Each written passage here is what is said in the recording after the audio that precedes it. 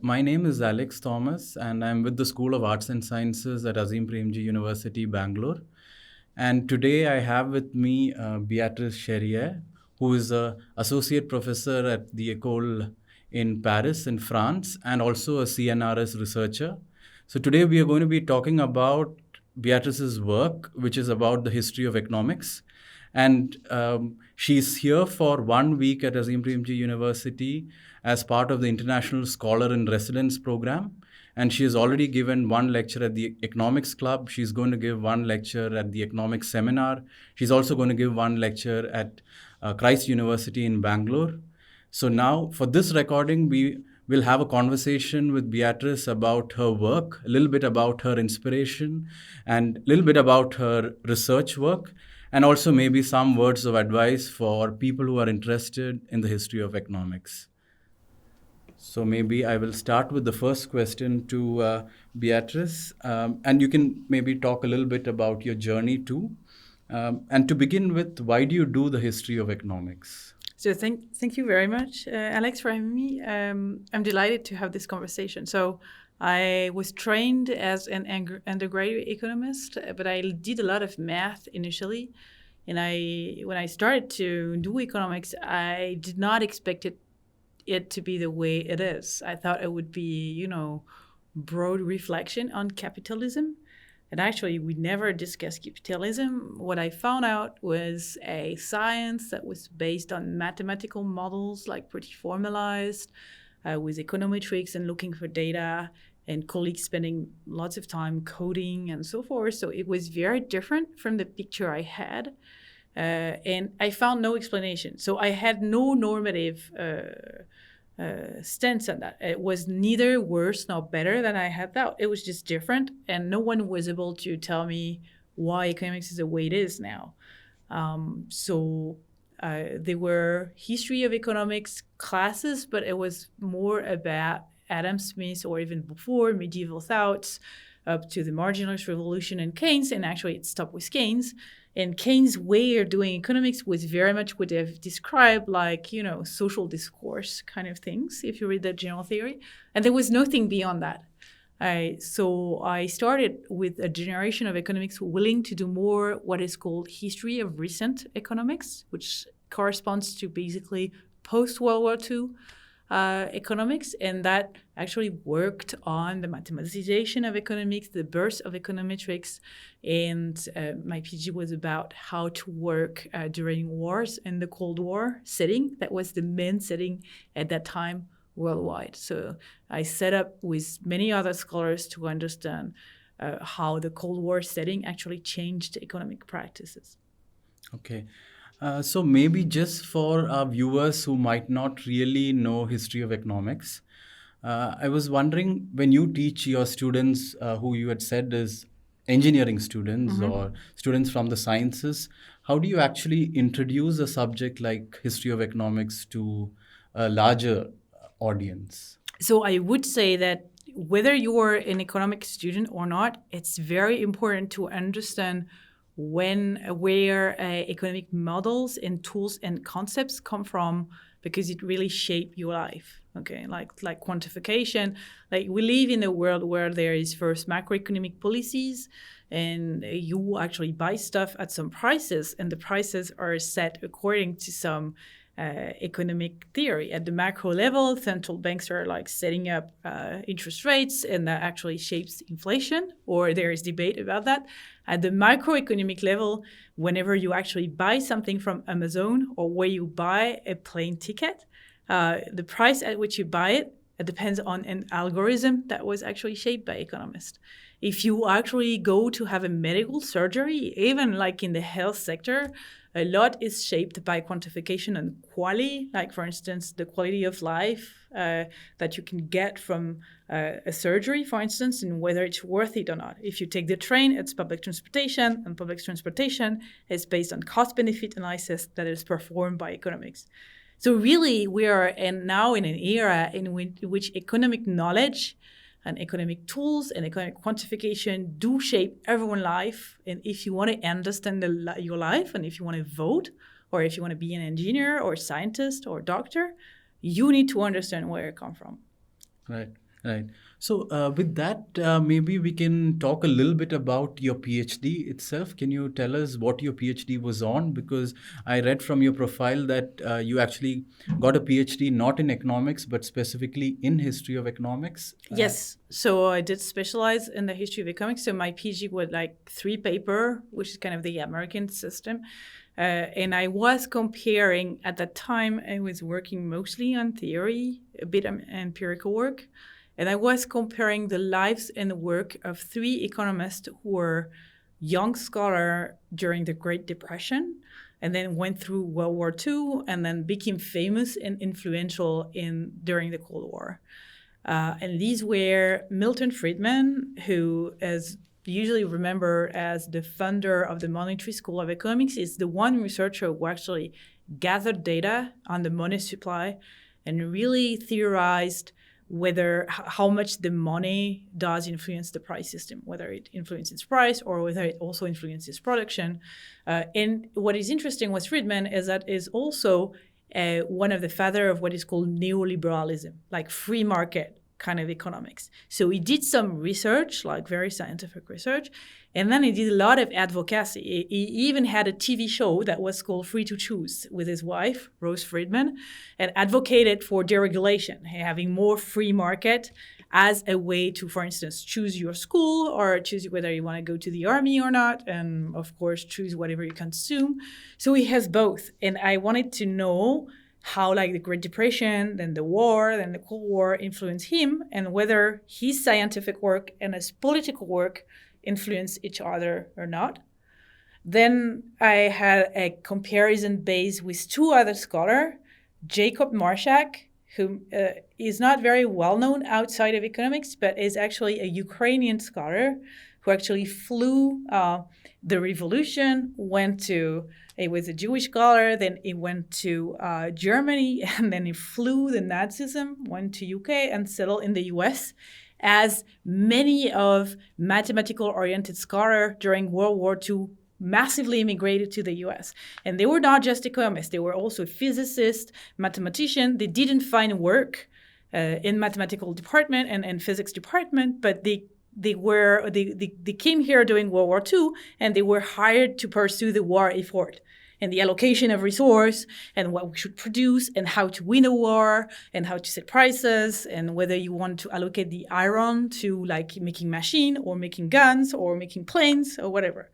And they worked through that with their mathematical tools. And Marshak, who was a socialist, actually became the head of what is called the Coles Commission, which is where lots of modern econometrics techniques were invented. So he was a former socialist, and I asked the same kind of questions. Did his experience was the revolution and the Nazism and immigration shaped his economics? And the third one was a Swedish scholar, Gunnar Myrdal, who is interesting because he started as a monetary economist and did some very standard economic theory. Then he went through the Great Depression and started changing the way he worked. So he participating into the invention of the Swedish welfare states, came to America and wrote a very famous book called American Dilemma that was about race and why some people from some race are they are poorer than others. And he says it's not about race, it's about economic outcome. And so things like discrimination and the labor market. And it was really new at that time. And then he actually also came to India later. His wife, Alva Myrdal, was a famous sociologist. She was the ambassador in Sweden for India. She was a friend of Nehru, and so they worked as a couple. And so he had going from mainstream to more heterodox in wider kind of economics background, and he was contemporary with the other two. So by tracking the 3 individuals, I thought to understand better how the big history actually shaped the trajectory and the theories of the 3 economists. That's what I did. Okay, that's really fascinating. And I think at least for us in India, the name Myrdal is familiar, and so is Friedman, but not Marshak so much. Just on this, I'm just a little curious because being in France, did you ever contemplate, let's say, working on Francois Quesnay or, I don't know, Marx or Adam Smith? Or, what sort of motivated you to go to work on history of recent macroeconomics? So I didn't do that. So I really wanted to work on the recent period. So there are, of course, famous French economists from the recent period. But first, I rediscovered them later, like, for instance, disequilibrium school in macroeconomics is something. By the time I got interested more in French economics per se, I was in an economics department. I was working with some people that have been the students of this generation, like Grandmont, Guenry, and Allais, Malinvaud, many others. And I didn't feel that I had the historical distance as also someone working in an economics department to do that. That's one thing. And also, I thought, so I wanted, since there was no history at all, I wanted to start by working on the dominant people. Like Friedman is like super influential. And heterodox economists, they already were doing the history of their own heterodoxies. So you already have stuff on Jordan Robinson. If you go to Latin America, CEPAL is like very important. You had a lot of history of CEPAL. And in fact, if people actually do the history of all their tradition, to tell the history of a moment when basically American economics became dominant worldwide, we're talking about the internationalization of economics and the Americanization of economics. How it is to be an economist in an American department became the model after World War II for how are you supposed to get a Ph.D. everywhere, like in India, in Brazil, in France as well. So you have all sorts of story internationalization. So it would have been weird to work on my own tradition and that no one would be working on the really big guys in the US who were actually doing the research that everyone else wanted to emulate. So I choose to go directly for these guys, and even Marshak, he's a more technical guy, but the Coles Commission, the kind of econometrics that they have been doing, the way they have been writing mathematical models and taking them to the data is still very much influential today. So I went for the influential people, and the most influential people, they were based in the US, and that's why I did mostly US-based economics. Now, it's also very fascinating to hear, because sometimes I feel there's an expectation that if you're French or if you're Indian, maybe, you're supposed to work on Indian economic thought. And I think what you're saying is that the importance of critical distance, which I feel is extremely valuable for any kind of scientific project. So I think that, this is really inspirational to hear that you were not tied to work on French economists at that time, and you chose to work on what was more influential there. So now I'm going to move a little bit to some of your recent work in history of economics. One is that some of us economists think that economics has become more quantitative because of better softwares and better computing tools. And you've actually gone into the archive, spoken to people, did oral history about it.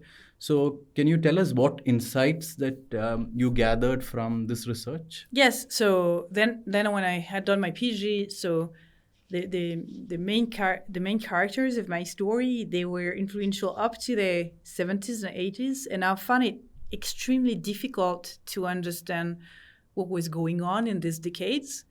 So as I said, the 60s and 50s are unified by the Cold War and the rise of mathematical economics. So you get a sense of a unity, right?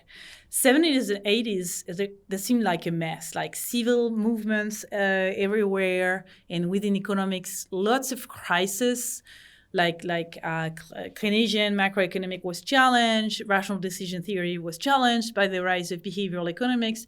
People thought also empirical work, econometrics, was in crisis because you could make the data say whatever you wanted. That was the idea.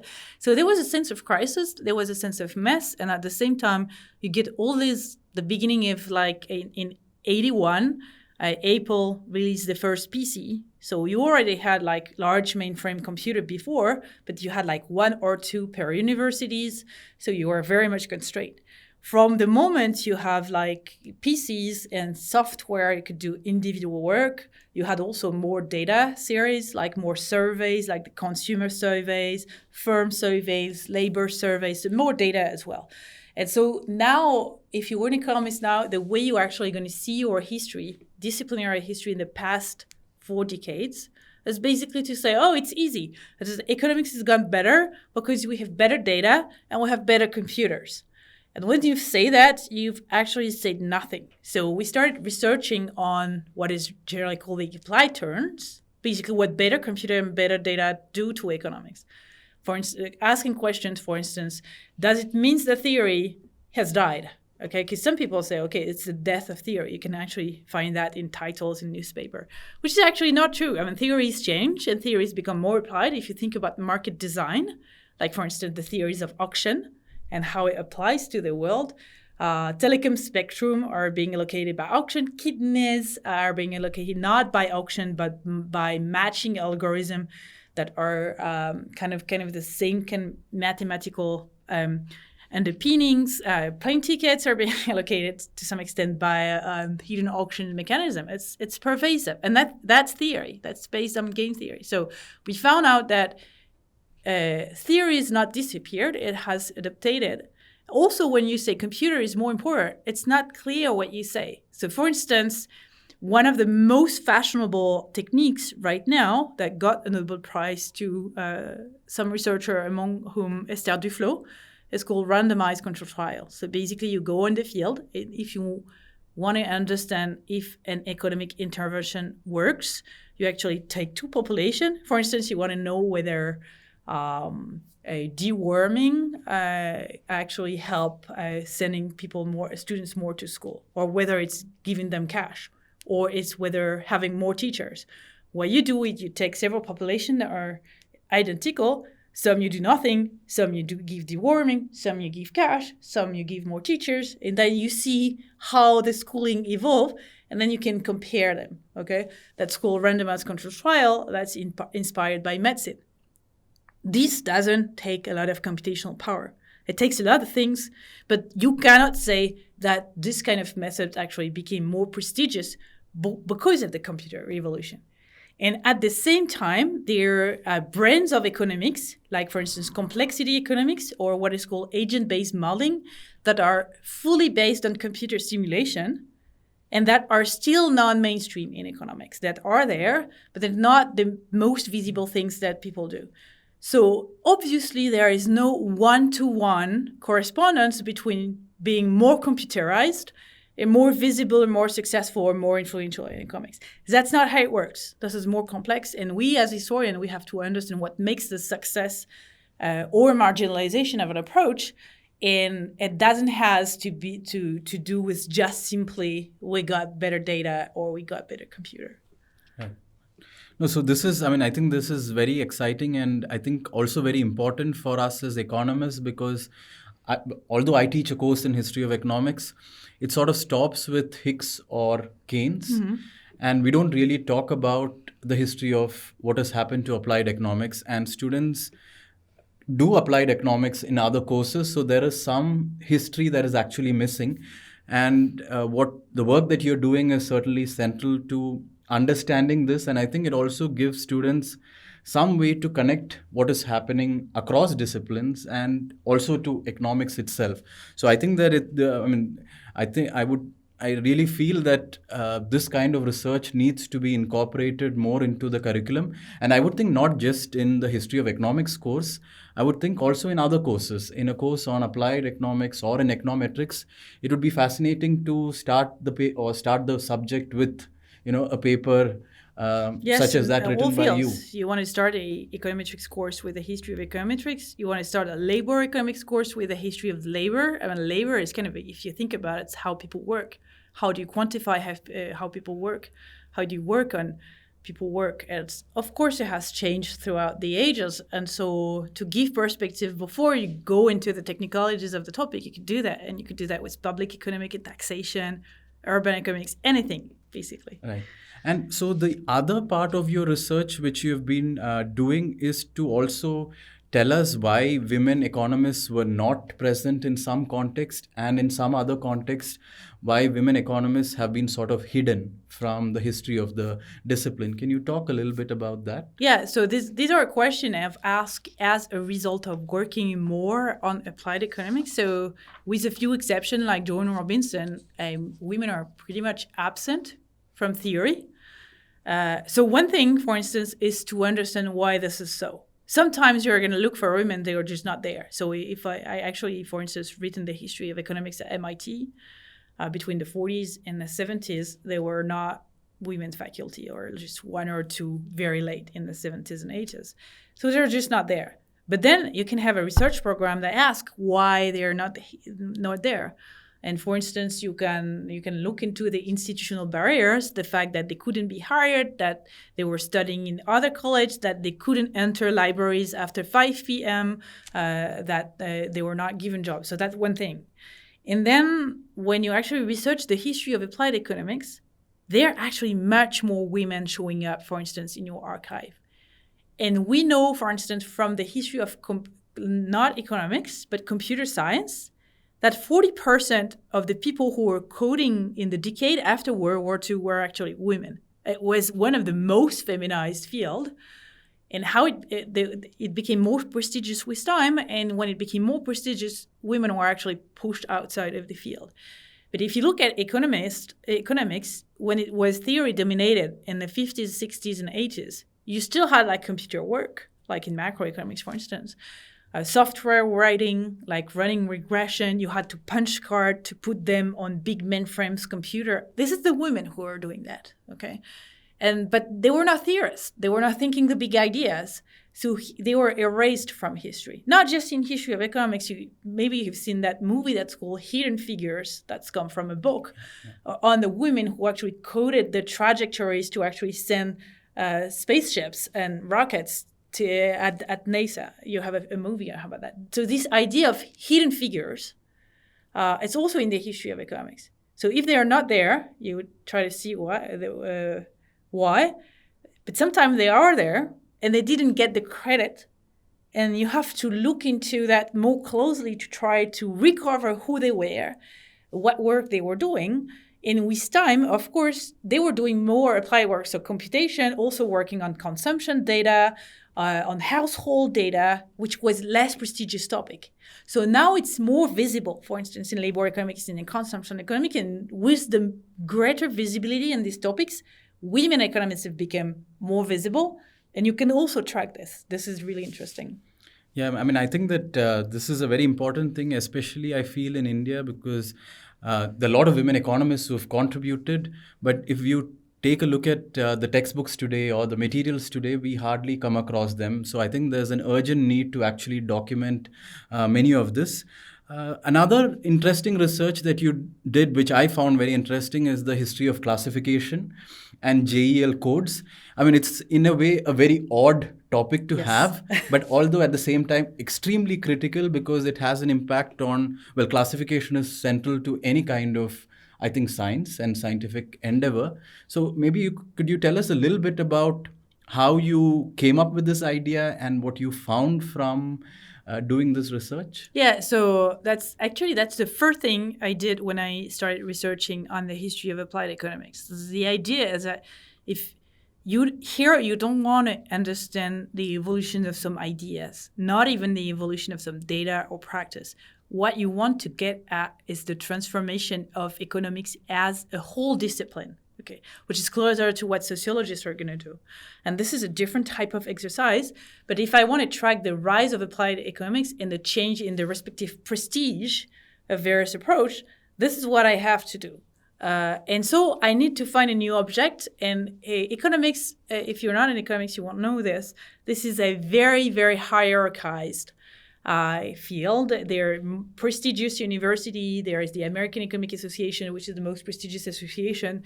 It's led by people that come from no more than 10 PhD program in the US, like Stanford, MIT, Chicago, Berkeley, like a very, and they decide what's the most prestigious thing. And if you publish in journals, scientific journals, you have hundreds of them, but there are 5 who are like the top journals. And if you manage to publish in these top journals, only 5 journals, you have a career in economics.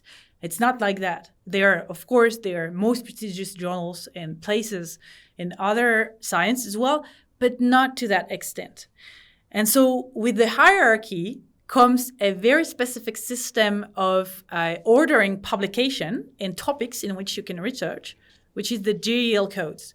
So the GL codes is basically a ABC. It was a 1, 2, 3, etc. So it lists all the topics you can work on. And when you publish papers, you have to associate the codes that ties. If you do climate economics, you have a specific code. If you do household economics, you have a specific code. Even if you do history of economics, you do have a code for that. And so if you also open a job in the US, and the US also lead a world market for like prestigious department around the world, if you actually open your job in experimental economics, you're going to publish it with a code.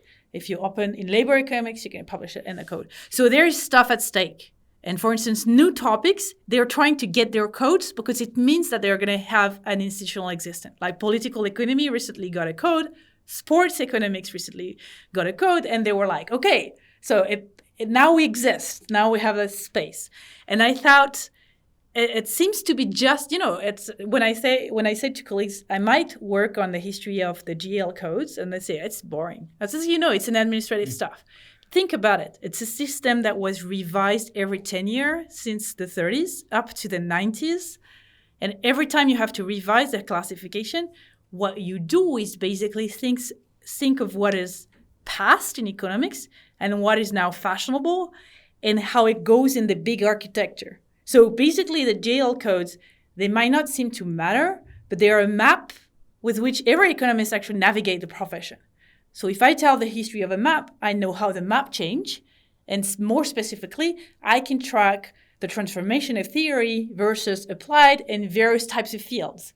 When, for instance, urban economics gets powerful enough to actually get a code, or when Soviet economics got marginalized enough to not have a full code, but just a lower space in the classification.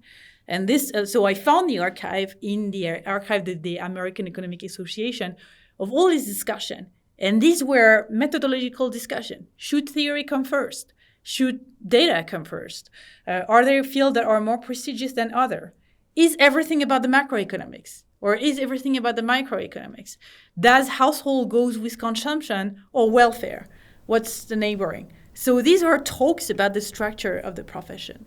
And so by reconstructing that, I could reconstruct the history of applied economics. So in this approach, you would have had to do archival work, maybe a little bit of oral history, as opposed to the older methods of historical reconstruction or rational reconstruction. Sure. So how difficult was it for you to access the archive or to get oral histories? So it's very variable. So if you work on big people, it's like Samuelson. So probably if you have to pick two economists that were most influential in the development of post-war economics in the past 80 years, that would probably be Samuelson and Kenneth Arrow. So they have extensive archive. They actually were in correspondence with like everyone in the profession. The archive are super well sorted. Now they are accessible because these people have been dead for like not Arrow, but he actually deposited his archive. So it's straightforward. You need to know what you're looking for, and you also need to give it a little space to be surprised and having research direction that you didn't anticipate. But they are finding aids, so it works well. GL codes, for instance, it's much more complicated because, it's not the important stuff. And also it's in the American Economic Archive. And the most recent, this is a good example because, for instance, I've been looking into files on classification. Sometimes they were labeled classification, and I understand that. And sometimes, for instance, during the war and the Cold War, every field was classified by the US government for war purpose. So that you know that if you need a biologist or a chemist or someone specialist of unions, for instance, you know where they are.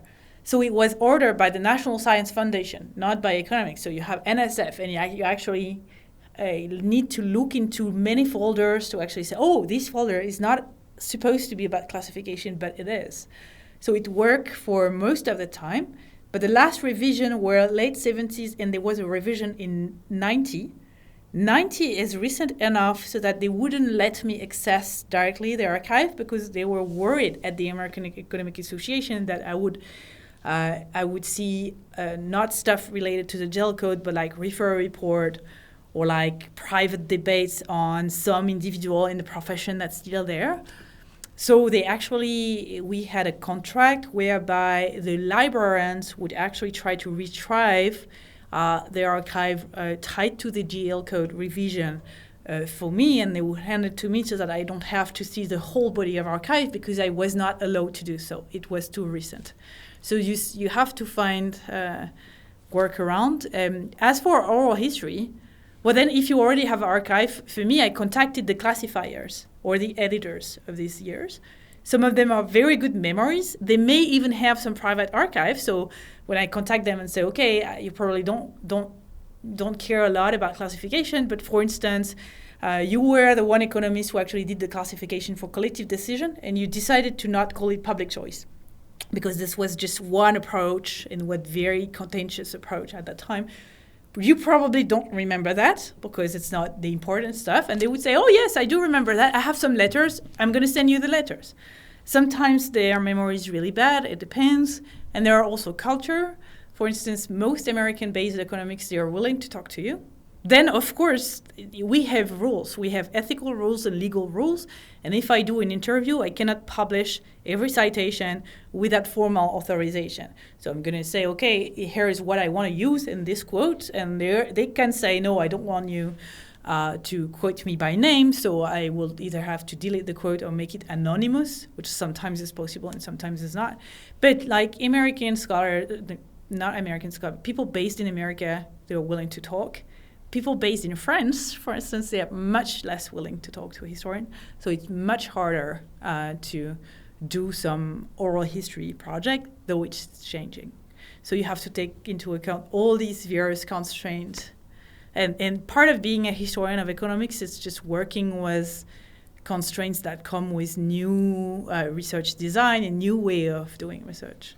Oh, this is really fascinating to hear, because most of the work, as I mentioned earlier, is textual analysis or historical reconstruction, and the fact that there are newer ways to engage and to understand the discipline is really helpful.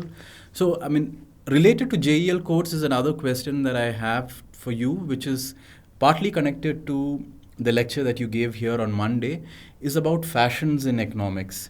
And it is also associated with power in economics and Yes. what has happened with internationalization as well as Americanization.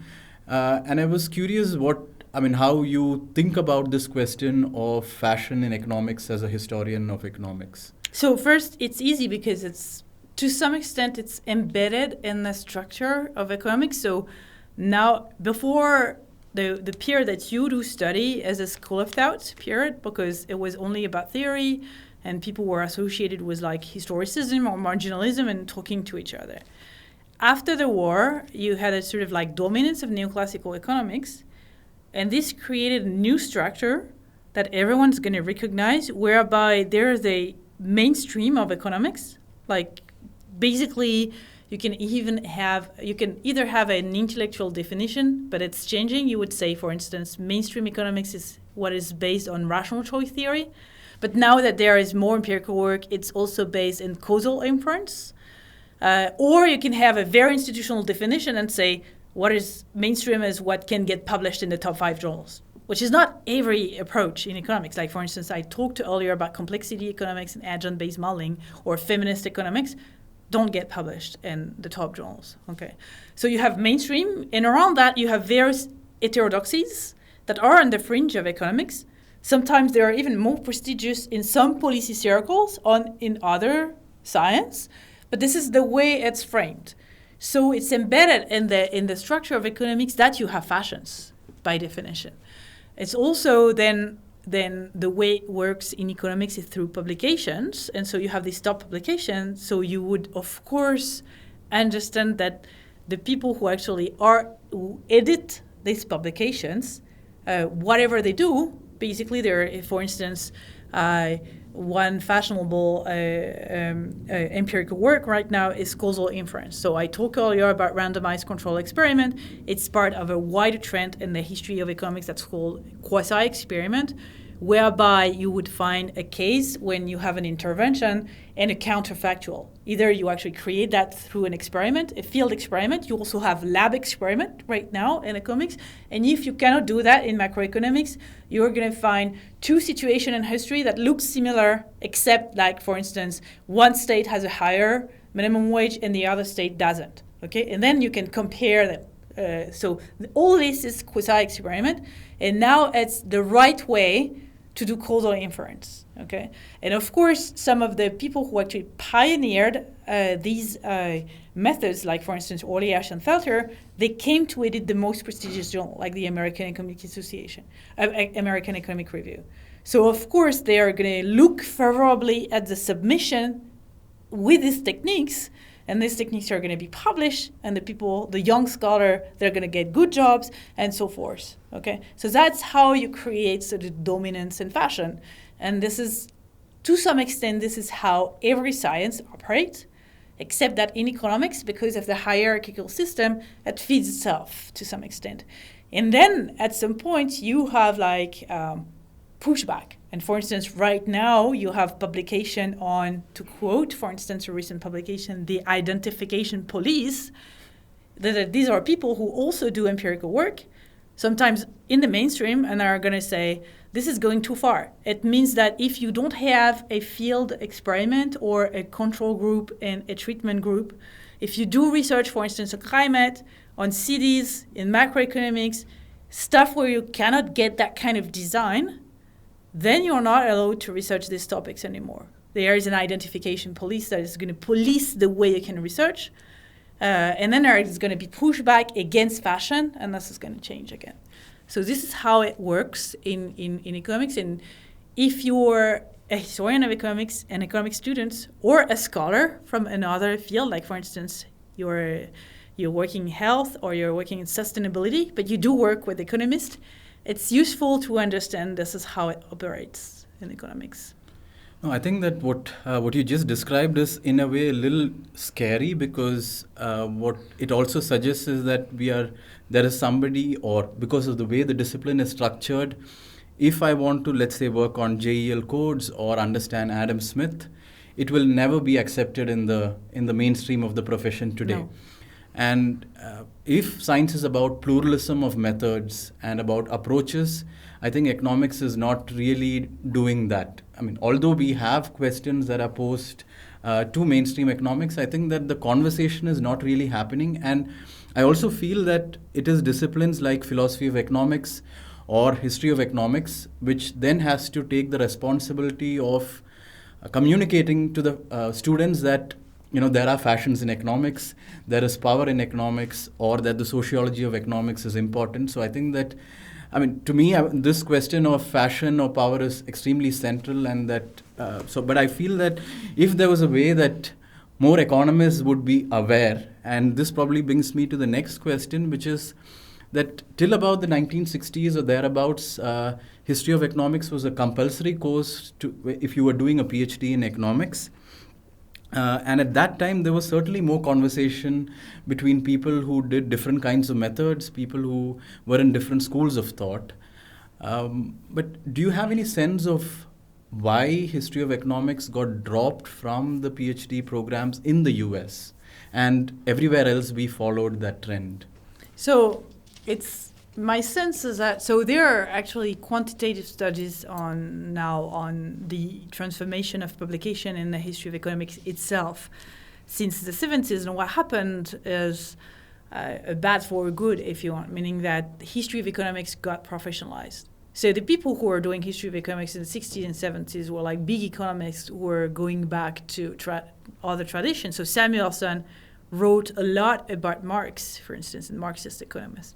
Other people like Arrow taught a lot about Ricardo. So these were economists that probably at some point of their career, like Kenneth Arrow, he taught history of economics at Stanford in his old days, for instance. So they would start to do that. But then what happens beginning in the 90s, like the Kuhnian Revolution, for instance, 80s, 90s, 2000, is that history of economics separated out, became a standalone field with a different set of training. And the sense that saying if you want to do history of economics, you have to be a historian. So the way you're going to research is not by applying economic techniques. You need to have your own set of techniques. You need to learn how to read a text. Like, for instance, you were saying text reading and rational reconstruction. But there is a whole problems with translation, for instance, and you're not going to learn about this if you're an economist, how to assess translation, how translating is changed over time. This is like very important. Then archive work, oral history. Now, if you want to study the dissemination of idea, what we're going to do is use quantitative techniques like bibliometrics or text mining. This is a different set of techniques. So now we are full professional, separate professional. We're historians. And so we are trained into doing that set of techniques. And that also means that at some point, economists did not identify us anymore with them. So it depends if you see the glass half full or half empty. You could say, now we're historians. We're not doing econometrics, so we have nothing to do in the economics department. My view of this is that I'm fully a historian, but nevertheless, I'm a historian of economics, and I write for everyone who produces or consumes economics, and therefore, well, I do work in an economics department, and I feel I'm in the right place, okay? Because this is how my knowledge is useful. So this is a problem, because to some extent, we still want to talk to, again, producer and consumer of economics also means media, citizens, many of these people. And at the same time, as historian, now that we're almost fully professionalized, there is a crisis in the humanities at large. You know, the idea that if you do history of sociology or anthropology, you're not productive, right? And so we are embedded in that crisis as well, okay? So we accomplish our professionalization. To some extent, that means separation. And so now it's the job to actually come back to economists or historians of science or sociologists or the media, whoever, to say, we have stuff relevant for you to say. So you need to publish us, you need to listen to us, you need to give us courses and things like that. So yeah, that's what the challenge is now. But I'm certainly, it's challenging, but I'm certainly more hopeful than probably my teachers were 20 years ago. Okay. So on this question, which is slightly, I think I'm going to sidetrack a little bit, because you spoke about applied economics and econometrics, and I know that you have some training in history of science and philosophy of science, and I did one course in philosophy of science in my master's in economics when I was studying at the University of Hyderabad. And one thing that I know for sure is that there are many ways to understand causation, and there are many theories of causation.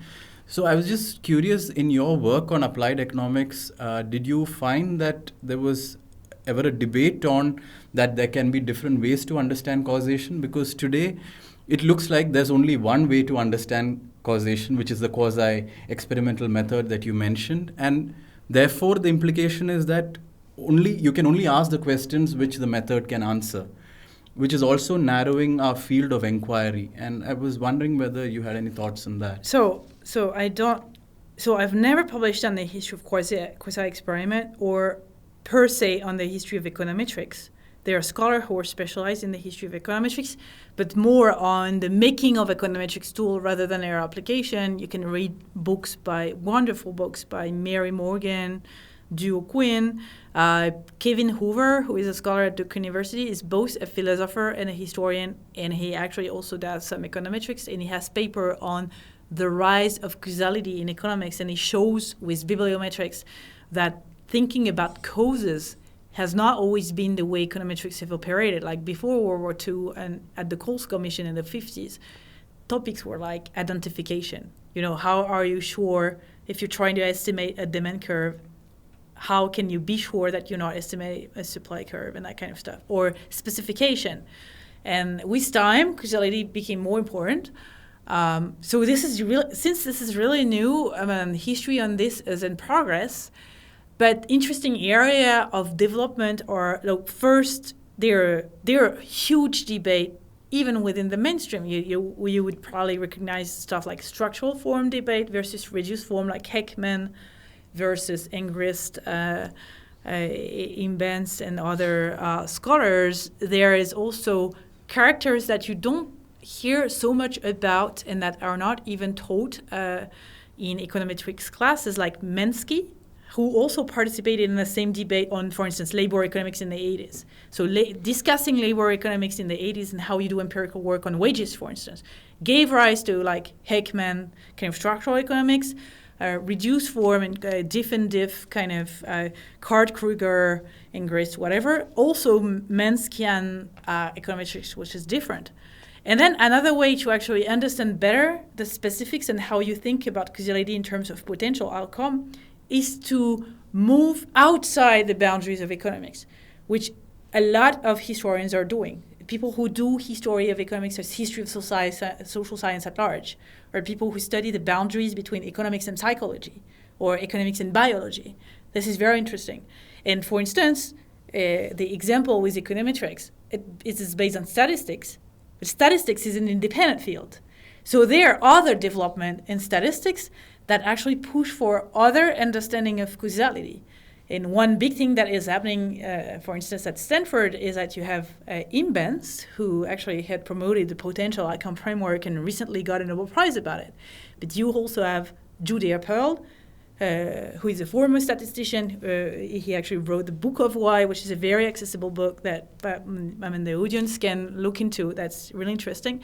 And he promotes a different understanding of causality that is based on directed acyclical graph, and that is about change of causality. And he tries to talk to economists to tell them, well, you don't understand causality like the rest of us is doing. And Imbens has recently responded saying, but for economics topics, maybe potential outcome is better, and the way we think about the counterfactual. So these debates, they're happening right now. And if you move to just looking at what's going on in economics to comparing with what happens in other science, if you were comparatist, you really understand better that there is a world outside of the small world of economics. So moving on, maybe I'll ask a more personal question, which might be helpful to potentially students or even young scholars or researchers who are interested to enter the field of history of economics, which is that you've published several papers in prestigious journals, which are also with other people and with co-authors. And so sometimes, we have this question, how do you actually find these co-authors? Okay. And the reason for asking is also we've just set up the Indian Society for the History of Economic Thought. And I was wondering whether there was some important role at an early stage played by societies like the History of Economic Society or the European Society for the History of Economic Thought. And how did you actually go about finding these interesting people to work with? That's a very, very important question. So two things here. I co-author with people from my cohort they were young scholar when I was, and I co-author with older researcher. So I think you just don't want to. What societies can do, basically. So first, societies are organized conferences so that people meet. So I went, when I was a young scholar, I went to ESHET, the European Conference, HES, the American Conference. I want to say, it's very important for me to say that the advice I received is you go to senior people and you introduce yourself. I was never able to do that. And then if you want to work with older people, at some point, you're not going to propose some co-authorship. That's the other way. So what you can do is basically you send question in advance. And that doesn't always work, but that's what I was doing because I was too shy. And like many nice the senior scholar would come to me and say, okay, I received your question. Maybe we can have lunch together and talk about it. For instance, this is how I got a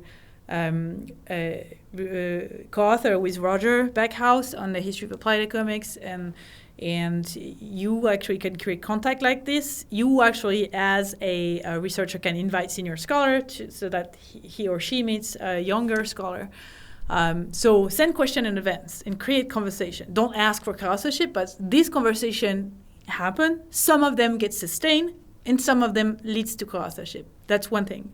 The other thing is I think societies can be a sort of like hub for young scholars to meet each other. And it's important even outside co-authorship because you share the same challenge, you share the same insecurities, you share the same rebellion because you want to change the way the old stuff, even in history of economics, has been done. And then you start co-authoring together. And so That didn't exist that much when I was a young scholar, though we were like 4 or 5 young scholars located at the same place, and it helped, and I started co-authoring with them, and then they introduced me to other young scholars, and I get to meet other young scholars. But now there are things like, I think if you organize conference, the day before the conference, this stuff that has been running for like 10 years, which is about young scholar workshop, pre-conference young scholar workshop. I know the YSI group at INET. There's pre-conference workshop at HES and ESHET now.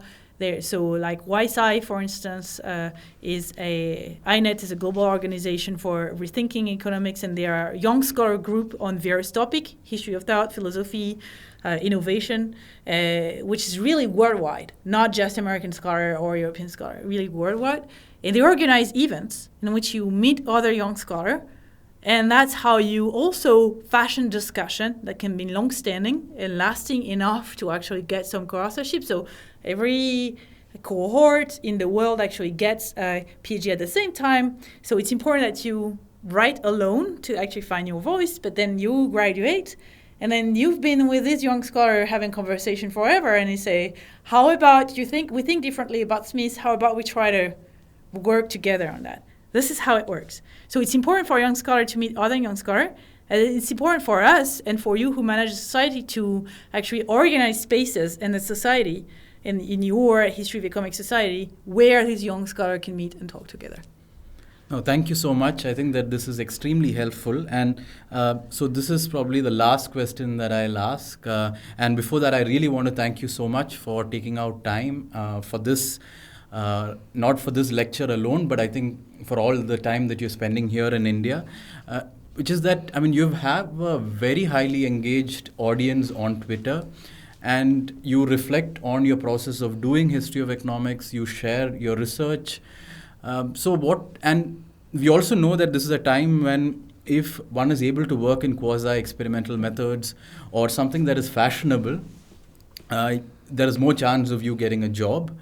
In this kind of climate, intellectual climate, what would your advice be to a student of bachelor's or master's who is passionate about history of economics?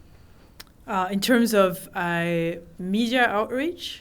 Not about media outreach, but just about a career or how it might help them in whatever they want to do. So I think it really helps. As I said, humanities are a crisis. History of economics is considered not part of economics, though you can make it relevant.